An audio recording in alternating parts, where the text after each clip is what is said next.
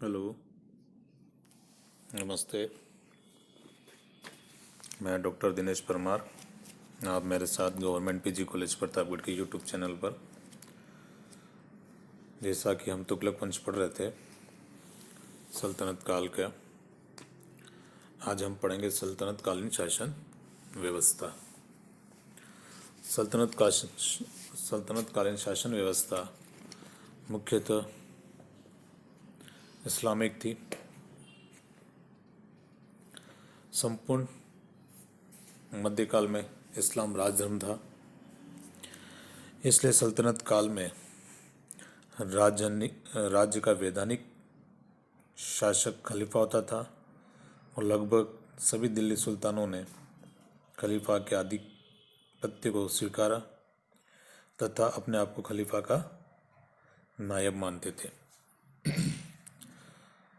मुसलमानों का विश्वास है कि कुरान में अल्लाह की जो शिक्षाएं हैं और आदेश हैं संचित हैं, उनमें सभी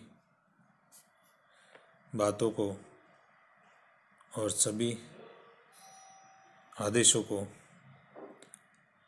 अध्ययन खलीफा करता है और उसको मानना एक सुल्तान का राज धर्म है। इस्लाम में केवल अलाउद्दीन खिलजी का पुत्र कुतुबुद्दीन मुबारक खिलजी एकमात्र ऐसा सुल्तान था जो खलीफा के आधिपत्य को स्वीकारा नहीं और उसे नहीं माना।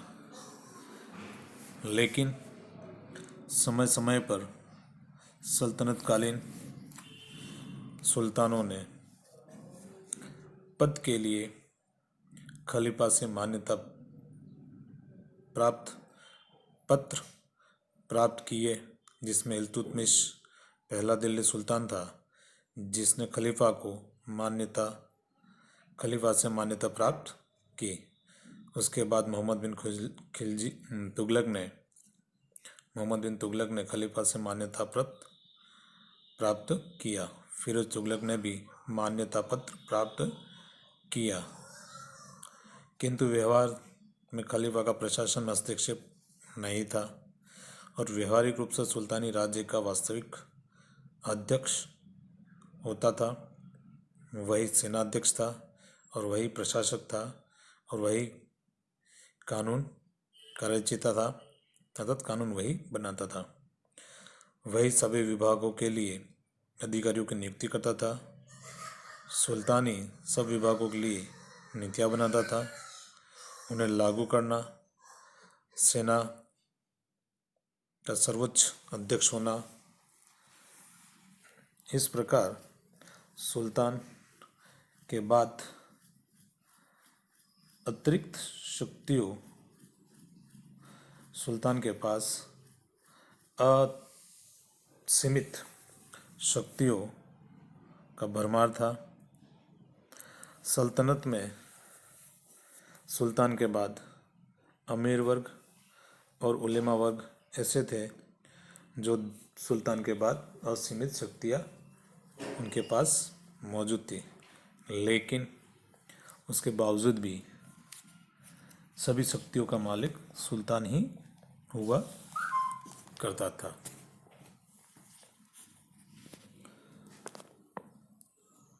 जैसा कि इतिहासकारों ने बताया है कि मोहम्मद पैगंबर साहब के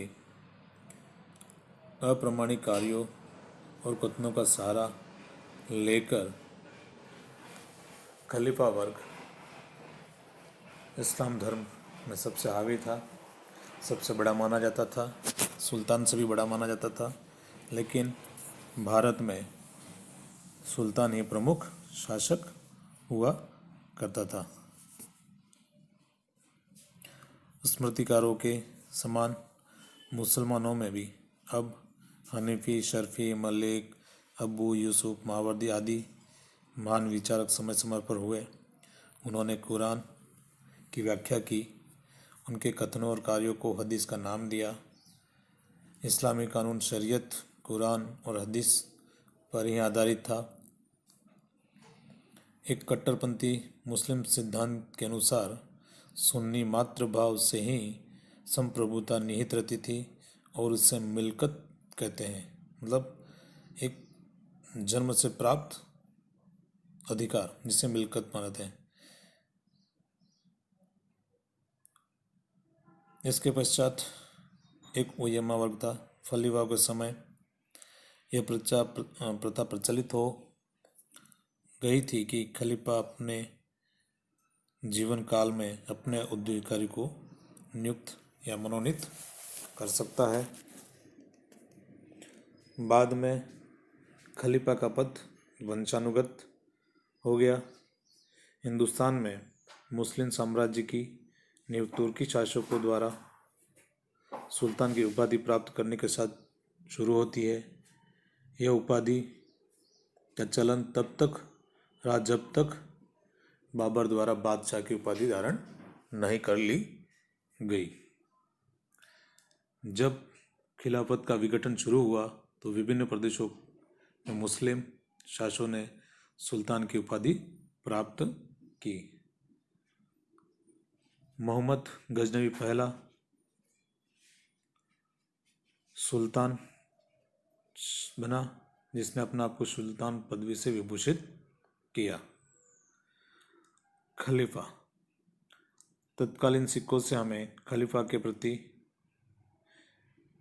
उल्लेख प्राप्त होता है। 1258 ईस्वी में मंगोल नेता ग्लाकू ने, चंगेज खां का पोता था, उसने अब्बासी खलीफा उल मुसम्मिन का वध कर दिया और इस प्रकार खलीफा का उसने अंत कर दिया। मोहम्मद गौरी का राज कागज पर अंकित खलीफा के साम्राज्य का एक प्रदेश था, इसलिए दिल्ली में भी खलीफा को मानना गया। मोहम्मद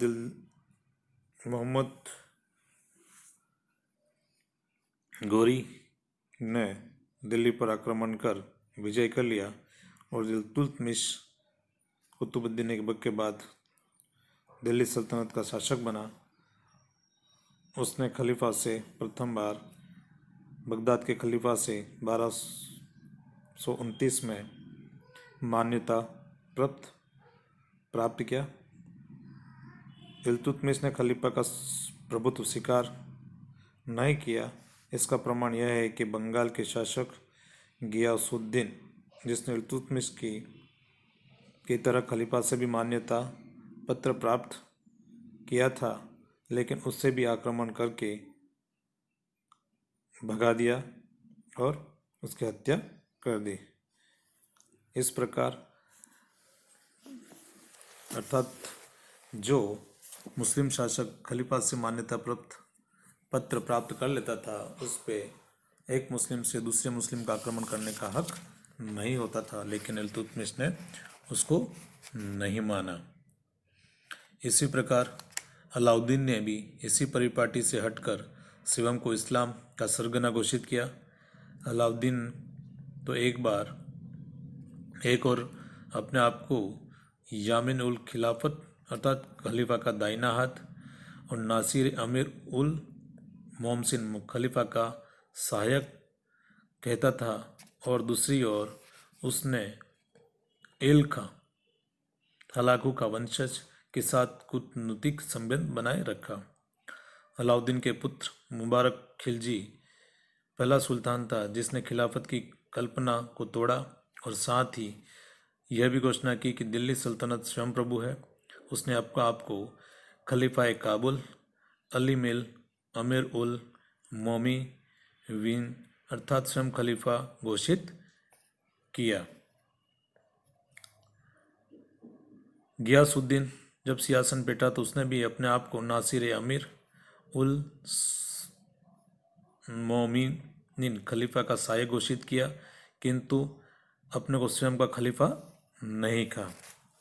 मोहम्मद तुगलक ने खलीफा के नाम से कहीं चर्चा तक नहीं की, इसलिए अपने नामांकित सिक्कों के जिस और आकृति बनी और उलेमा और कलमा, तारिक तथा टकसाल का नाम खुदा हुआ था, उसमें दूसरी तरफ शीर्षक सहित अपने नाम का नाम अल मुजाहिद बिस्मिल्लाह एवं अपने चारों ओर खलीफा के नाम अंकित किए थे।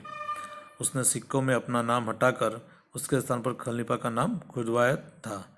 इस प्रकार सल्तनत काल में खलीफा का पद प्रभुत्व था, उसका मान्यता प्राप्त थी। लेकिन भारतीय सल्तनत में सुल्तान ही सर्वोपरि शासक रहा। धन्यवाद।